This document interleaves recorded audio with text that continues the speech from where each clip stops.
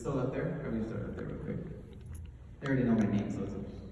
So it says to experience, right? Experience. To reflect and to inspire. Okay, so I want everybody to turn on their app or open their Bible to Acts chapter 9. And when you have it, say amen for me real quick. So Acts chapter 9, and we'll start on verse 1.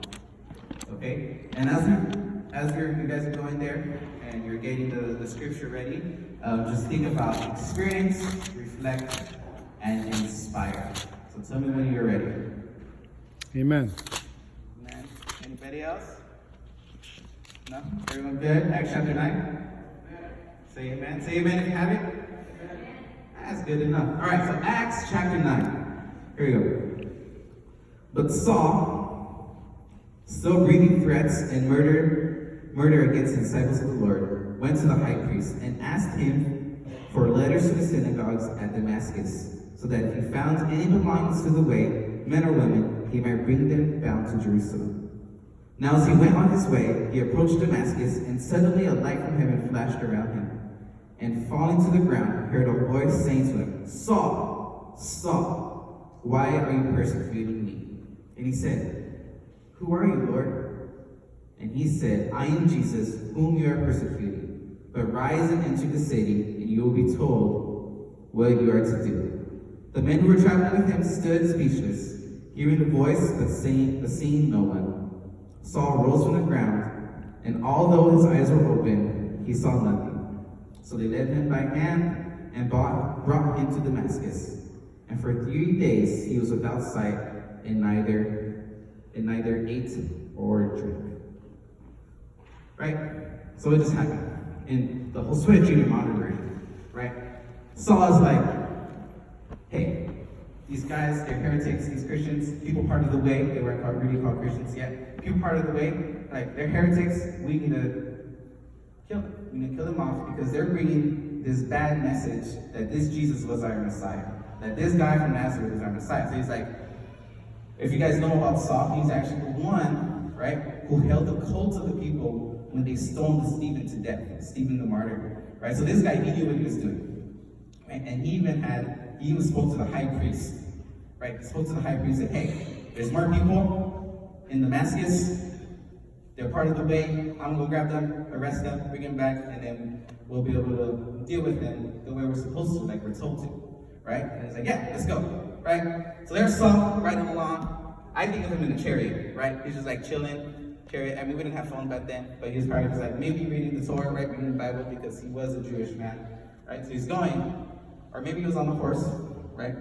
But all of a sudden, this bright light hits him. It's false. Right? I like to see a 2x4, right? So he's riding a 2x4, just hits him on the side of the head, right? And this guy falls. And he's like, what's happening? Right? He hears a voice. He's like, why are you persecuting me? He's like, what? Who's that? Like, why did I just get blind? Why am I hearing this voice? He's like, I am Jesus, the one you're persecuting. And that's the backstory that we need to know, right? So we have Saul, who's a Pharisee, right? Saul's a Pharisee, and he knows everything, and he's a good Jewish man, right? But he's persecuting those part of the way. So let's continue reading, right? Remember the 3 words, experience, reflect, and inspire, right? So chapter 10, here we go. Now there was a disciple at Damascus named Ananias. The Lord said to him in a vision, Ananias, and he said, Here I am, Lord. And the Lord said to him, Rise and go to the street called Straight, and the house of Judas, look for a man of Tarsus, the house of, oh my bad. Rise and go to the street called Straight, and at the house of Judas, look for a man of Tarsus named Saul, for behold, he is praying.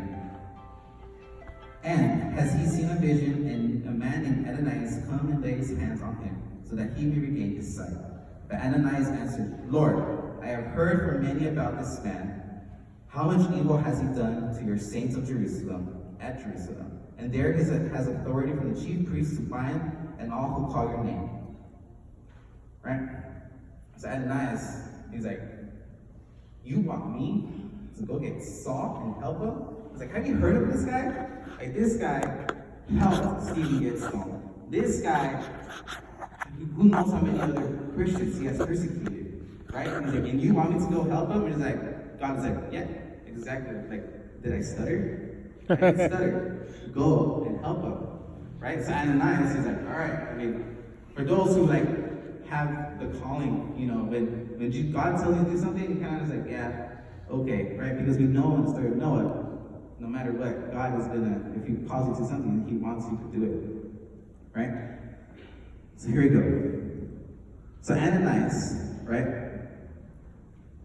On verse 16, he goes, this is where God persuades Ananias to go. So, for I will show him how much he must suffer for the sake of my name. So Ananias departed and entered the house. Right? So in verse 15, he really shows him right here. Sorry, I skipped it. It says, but the Lord said to him, go, for he is a chosen instrument of mine to carry my name before the Gentiles and kings and children of Israel. Right? And then we go on reading, right? Ananias goes to Paul. We don't have to read the rest. We'll do the Josue Junior Modern Version, right? He goes off, right? And he goes to Saul, and Ananias heals him, right? And then it says that scales fall off of his eyes. And after those scales fall off, right, he's able to see. And after that, he hangs out with the people there, the people part of the way, right, the Christians there, and he inspires them, right? So think about those three words, right? Experience, reflect, and inspire. Ananias, he experienced God's love, right? And he knew it, right? Ananias knew who Jesus was. Ananias who God was.